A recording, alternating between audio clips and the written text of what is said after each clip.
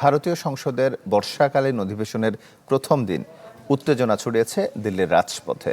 Cockroach জনতা পার্টির চলো সংসদ পদযাত্রা ঘিরে পুলিশের সাথে সংঘর্ষ হয়েছে আন্দোলনকারীদের।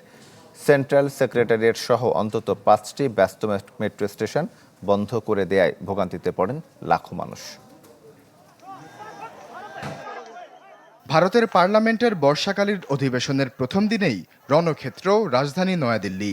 ককরোচ জনতা পার্টির চলো সংসদ মার্চ ঘিরে বিক্ষোভকারীদের ওপর চড়াও হয় পুলিশ। মেডিকেল পরীক্ষার প্রশ্ন ফাঁস ও শিক্ষা খাতে দুর্নীতির প্রতিবাদে এই কর্মসূচির ডাক দেয় তরুণদের দল সিজেপি।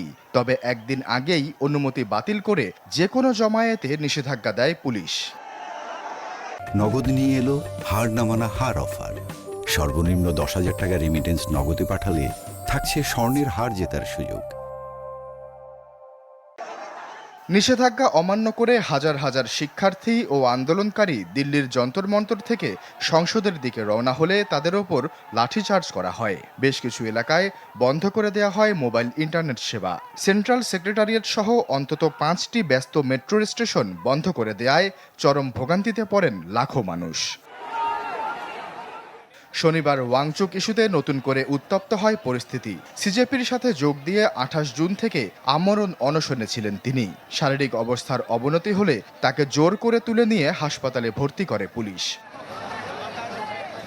22,80,000 শিক্ষার্থীর মেডিকেল পরীক্ষায় ভয়াবহ জালিয়াতি এবং এর জেরে অন্তত 20 শিক্ষার্থীর আত্মহত্যার ঘটনায় শুরু হয় এই বিক্ষোভ। কেন্দ্রীয় শিক্ষামন্ত্রী ধর্মেন্দ্র প্রধানের পদত্যাগ দাবি করেন আন্দোলনকারীরা।